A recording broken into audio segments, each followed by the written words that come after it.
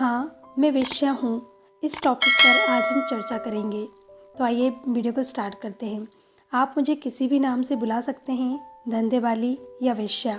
समाज में मुझे कभी भी इज्जत की नज़रों से नहीं देखा गया है। मेरे पास हर तरह के ग्राहक आते हैं, इसीलिए मुझे थोड़ी बहुत अंग्रेजी भी आती है। मैं मुंबई के करीब ही 15 किलोमीटर के दायरे में एक ज़िले में रहती हूँ। आप red light area near Mumbai शब्द डालकर कंप्यूटर पर सर्च करेंगे तो मेरा यह इलाका आसानी से मिल जाएगा।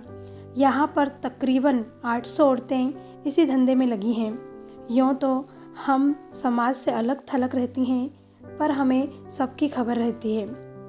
सर्जिकल स्ट्राइक से लेकर ईवीएम घोटाले तक, कश्मीर में पत्थरबाजी से लेकर नक्सली इलाकों में औरतों से किए गए बलात्कार तक, आपके साफ सुथरे किरदार वाले समाज में हमारी ज़िंदगी के बारे में जानने की बड़ी इच्छा होती है। जैसे हमारा अतीत क्या था, हम कैसे इस दलदल में आईं, हमारी बातचीत का लहजा क्या है, हमारा पहनावा, हमारी अछूत सी ज़िंदगी, हमारे ग्राहक और हमारे HIV मरीज़ होने का डर, सब कुछ जानना चाहते हैं। कुछ लोगों को लगता है कि यह धंधा आसानी से पैसा कमाने का सबसे अच्छा तरीका है। लोगों को लगता है कि हम इस पैसे में मर्जी से आई हैं। मैं एक बात जानना चाहती हूँ कि आप किसी भी साधारण औरत से पूछिए कि अगर कोई मर्द आपको गलत नज़र से देखता है तो कितना गुस्सा आता है, आप कितना असहज महसूस करती हैं। जब उसने आपको छुआ नहीं, सिर्फ देखा तो आप असहज हो जाती हैं। तो हमें यह सब करके कैसे अच्छा लगता होगा। यह सोच जानबूझकर बनाई गई है कि यह पेशा अच्छा लगने की वजह से फल फूल रहा है। आपके सभ्य समाज ने इस चलन को मंजूरी सी दे दी है कि मर्द हमारे शरीर को नोचते, तोड़ते और काटने का हक रखते हैं। यह आसानी से पैसा कमाने वाली सोच बिल्कुल गलत है। इस पेशे में आने वाली लड़कियां ज़्यादातर मजबूर होती हैं, अनपढ़ होती हैं, उनका परिवार बेहद गरीब और लाचार होता है, उनका कोई सहारा नहीं होता है, कोई उनका ही नज़दीकी दोस्त, रिश्तेदार, पड़ोसी उनकी मजबूरी का फ़ायदा उठाता है और पैसों के लिए ऐसे नरक में धकेल देता है। मेरे साथ काम करने वाली कुछ लड़कियां तो ऐसी रद्दी से भी सस्ते दामों पर खरीदी गई हैं। आमतौर पर 14 साल से 15 साल की लड़की 2500 रुपये से लेकर 30,000 रुपये के बीच खरीदी जाती है।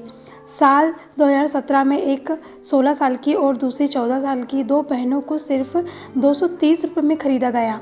दो लड़कियां 230 रुपये में बिक गईं। अगर दोनों लड़कियों का कुल वज़न 80 किलो भी था तो इसका मतलब 3 रुपये प्रति किलो।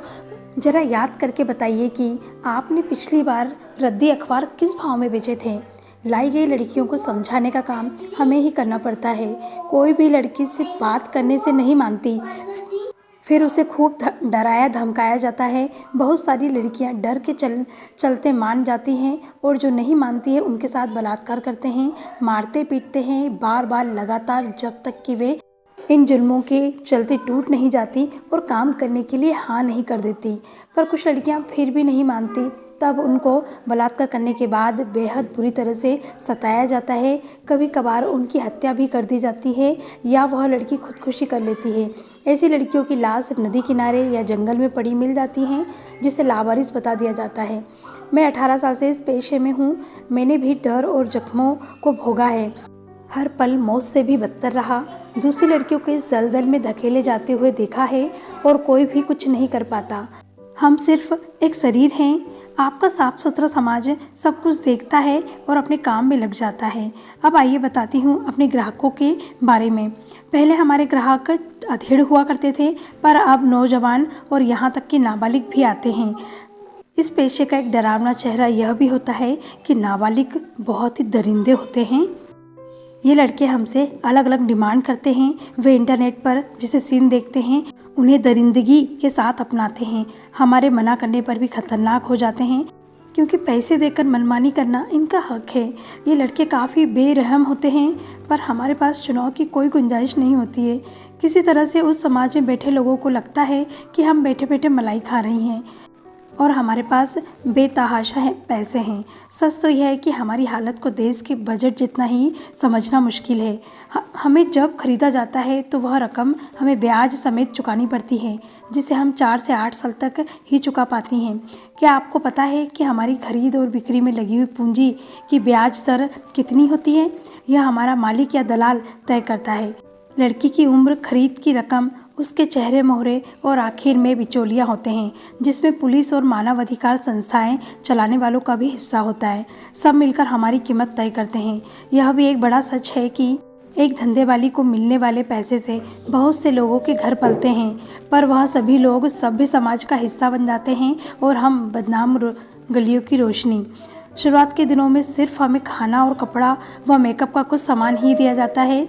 मुझे साल 1997 में महज 8,000 रुपये में ख़रीदा गया था। शुरू के 5 साल तक मुझे कभी कुछ नहीं मिला, यानी 8,000 रुपये चुकाने के लिए मुझे 1,000 से ज़्यादा लोगों के साथ जिस्मानी संबंध बनाने पड़े। मतलब प्रति ग्राहक मेरी लागत 8 रुपये थी। हालांकि अब इस समय हर लड़की को एक ग्राहक से 100 से 150 रुपये मिल रहे हैं। आमतौर पर खुद का सौदा करने के लिए मजबूर एक लड़की महीने में 4,000 से 6,000 रुपये कमाती है। इसके बाद उसे घर का किराया 1,500 रुपये, खाना पीना 3,000 रुपये, खुद की दवा 500 रुपये और बच्चों की पढ़ाई लिखाई और अगर मुमकिन हो पाई तो 500 रुपये और सबसे ज़्यादा खर्च हमारे मेकअप का। आप सोचते होंगे कि मेकअप की क्या ज़रूरत है, पर यदि मेकअप ही नहीं होगा तो ग्राहक हमारे पास नहीं आएगा। पिछले 18 सालों में देसी और विदेशी तकरीबन 200 गैर सरकारी संस्थाएं देखी हैं। इनमें से 7-8 को छोड़कर बाकी सब फर्जी हैं। ऐसा लगता है कि सरकारी और गैर सरकारी संस्थाएं मिलकर हमारी बस्तियों को बनाए रखने के लिए काम कर रही हैं। हमारे लिए ऐसी संस्थाएं चंदा मांगती हैं, डॉक्यूमेंट्री फिल्में बनाती हैं, पर वह चंदा हमारे पास कभी नहीं पहुंचता। अच्छी फिल्म बनने पर डायरेक्टर को और काम करने वाले कलाकारों को अवार्ड मिल जाता है और हम जहाँ के तहाँ फंसी रहती हैं। हम भी काम करना चाहती हैं, हम आलसी नहीं हैं, पर सच तो यह है कि हमें इस दलदल से निकलने ही नहीं देना चाहते समाज के ये ठेकेदार। हम जैसी औरतों का 2 बार जन्म होता है, एक बार माँ के पेट से और दोबारा समाज में धंधे वाली के रूप में। हमारी सामाजिक ज़िंदगी भी आपकी जैसी ही है। हम भी उत्सव मनाते हैं, जैसे ईद, दिवाली, क्रिसमस, सब कुछ। उसकी बहुत बड़ी वजह है कि हमारे इलाके में सभी राज्यों से और विदेशी जैसे नेपाल, बांग्लादेश, म्यांमार, रूस, आइलैंड और भी बहुत से देश की लड़कियां इस चक्रव्यूह में फंसी हुई हैं। हमारा रहन सहन पहले अलग था, पर अब नहीं। हमारी भाषा अलग है, हमारे धर्म अलग हैं, हमारी जाति अलग है, पर 18 साल से एक साथ रहते रहते हम लोगों ने एक दूसरे को अपना लिया है। क्या आपने कभी सुना है कि ऐसे इलाके में कभी दंगे हुए, झगड़े हुए? नहीं, क्योंकि हम एक दूसरे के दर्द के रिश्ते से जुड़ी हुई हैं। मुझे कभी कभी फ़क्र महसूस होता है धंधे वाली होने पर, क्योंकि हम में बहुत एकता है, प्यार है, ईमानदारी है, इंसानियत है। हम में दर्द है और दर्द के होने का एहसास भी जिंदा है। पर जिस समाज से आप आते हैं उस समाज में इन सारी बातों के लिए कहीं कोई जगह नहीं है, और इसलिए हमारे लिए भी आपके उस समाज में कहीं कोई जगह नहीं है, न दिल में न समाज में। अगर कुछ मिला है तो वह है नफ़रत और बात बात पर वेश्या की गाली। आपके लिए यह गाली होगी, पर यह हमारी ज़िंदगी है, एक ऐसी ज़िंदगी जिसको हमने खुद नहीं चुना। हमें जबरन इसमें धकेला गया और निकलने नहीं दिया जा रहा है।